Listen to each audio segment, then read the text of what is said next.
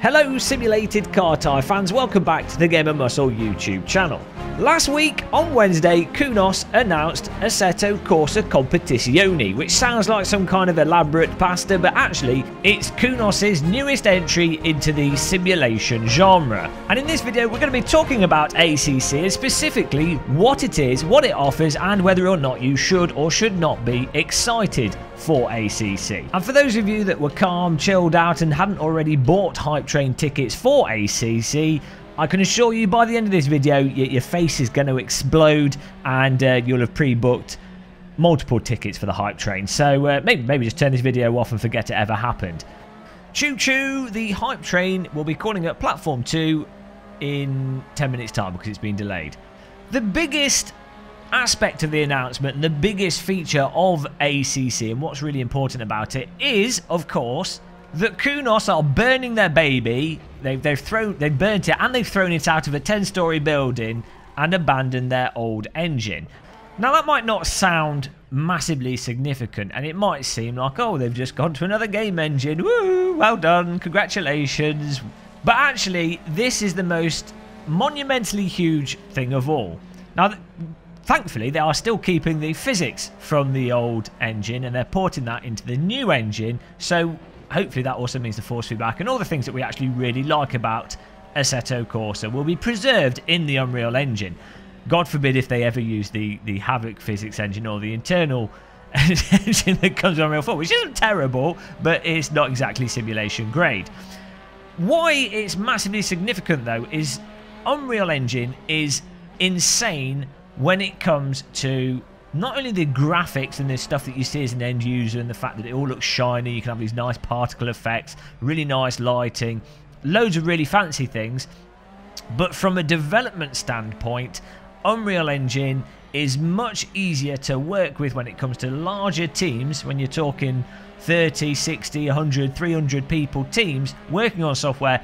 It's a lot more streamlined and a lot easier to integrate all the different components, different artwork, have different people working on different things, and then having it all work at the end of the day without one person completely obliterating the project and then spending ages trying to work out who broke it, how they broke it, and how to fix it. Now that does still happen with the Unreal Engine, but all said and done, it is a lot better for larger teams to work with on balance, considering all the different factors and everything that goes into it.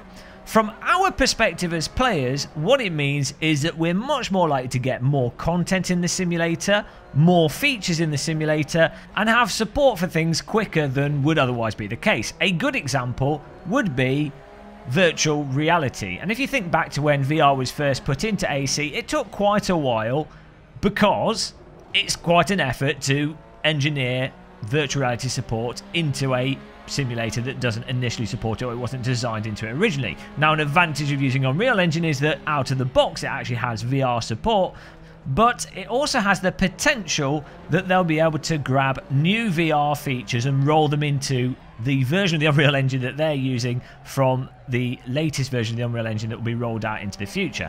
And what do I mean by new VR features? Well, at the moment VR headsets are reasonably simple.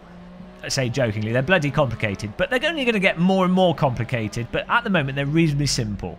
What's going to happen in the future with VR headsets are things like depth of field, foveated rendering, specific rendering techniques for VR that make games run faster whilst having them still look good, stuff that's not really relevant to 2D but is very important to VR.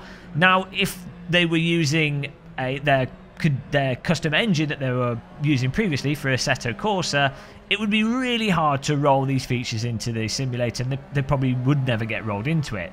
But by using the Unreal Engine, it's much more likely and a lot easier for them to roll these new VR features which will start to come out and other features that are non-VR related into their version of the simulator moving forwards. Don't get me wrong though, that's not to say that they will. It's still a case of the developer having to decide what's put into it, and you know, just because it's supported by a version of the Unreal Engine doesn't mean it'll be supported by the version they happen to be using, especially in the case of Assetto Corsa Competizione.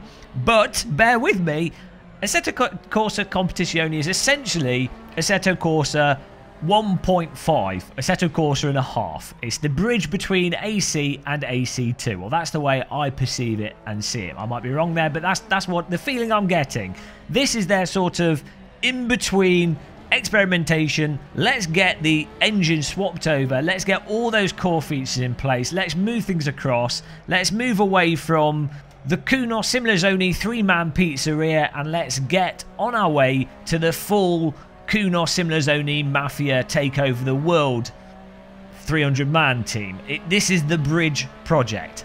So even if we don't see things in Assetto Corsa Competizione, the fact that they've moved to the Unreal Engine is just massively significant moving into the future, into the next decade of Kunos racing simulators. It's a really good, solid foundation that is a lot easier to be built on, will allow for the state-of-the-art features, and it's just really, really awesome to see a driving simulator move onto a game engine that's typically more associated with more mainstream AAA titles, as well as utterly garbage shovelware, but we'll ignore that and focus on the AAA title part.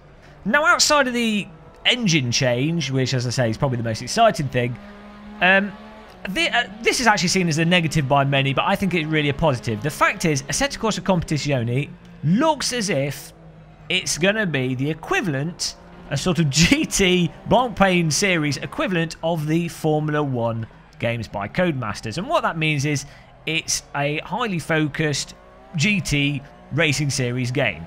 It's not what Assetto Corsa is, which is a hodgepodge mishmash woven together almost leaky dike situation of really fantastic physics, really fantastic cars, but completely made what it is by modifications and stuff bunged together.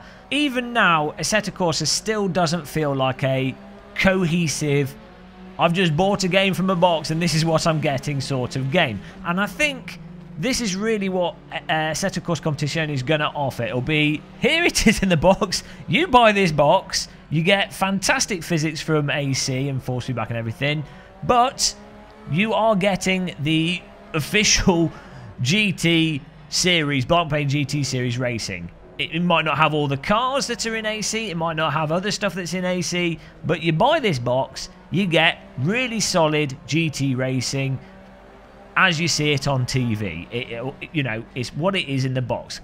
Like when you buy something like Project Cars 2, or when you buy, as I say, something like the Codemasters Formula 1 games. It's a, what it says on the tin is what you get type of game. Now, as I say, that might be a negative for people that like mods, and people like myself that quite like hodgepodge games and like to just see stuff come together willy-nilly.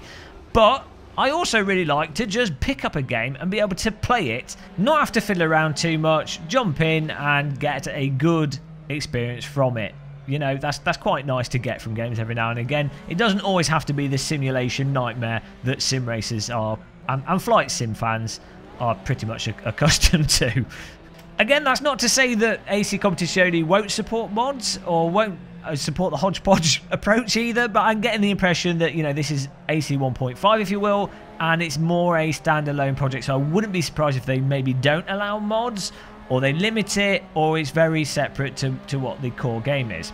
And that kind of leads us to the next point, and the massive news for AC Competizione, and that is, it looks as if it's going to have some form of ranking built into it, and obviously it being focused on competition sort of esports side of things, hence the name and what they've said in their press release with it tying together with the real motorsport series and some of the other stuff they said they're going to be doing, which I'm sure we'll get more details later on.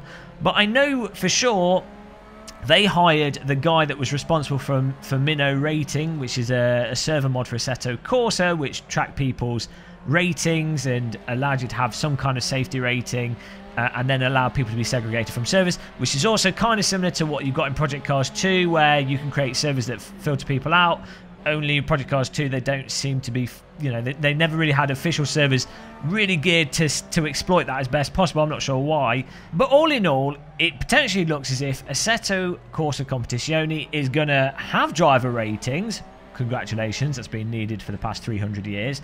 But maybe also have a matchmaking or ranking system that actually allows you to get put with other people of a similar rating to yourself. Now, nothing's been confirmed to what extent they're going to go down this road, if it will be more like iRacing or if it will just be servers that you can only join if you're at a certain level. But the key thing is, it looks as if it's going to be built into the game at its core, and presumably to a greater extent than it's executed in Project Cars 2. So we're finally getting there, with it hopefully being the norm. I mean, it's in GT Sport now, and it's probably, well, it is easily the best multiplayer racing you get on a games console. And, you know, that games console multiplayer environment is literally playing a multiplayer racing game on a games console is like trying to do hopscotch through the front lines in World War I and not getting shot by a shell or a stray rifle bullet. You know, it doesn't normally happen well. So as bad as GT Sport is online with its ranking system, it's a hell of a lot better than no ranking system. And no, so it'll be really nice to see how far they take it with Assetto Corsa Competizione. I'm super optimistic, because being pessimistic is not like me at all.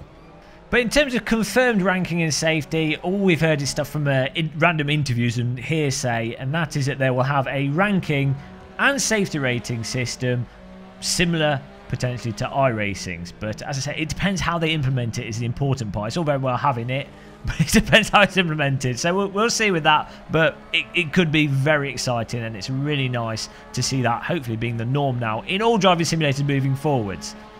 But there you have it, guys. Those are the three main things that have excited me when it comes to Assetto Corsa Competizione, ACC. Who knows how it's going to evolve and develop over time. We don't have a date for when they're doing that early access. They just said summer early access, and then they'll do a full launch later on in the year. But we'll be keeping our eyes open to it on this channel. We'll be keeping you up to date. I'll be shouting from the hype train, well, trying to catch up with the hype train on my bicycle. And hopefully I don't cycle into any bollards or lampposts on the way there. But yeah, let me know in the comments what you think of ACC, if you're hyped or if you're depressed about it. I will catch you guys in tonight's stream, which will be taking place normally around about 7 PM. See you there. Thanks for watching this. Don't forget to subscribe. Don't forget to like. Goodbye, everybody.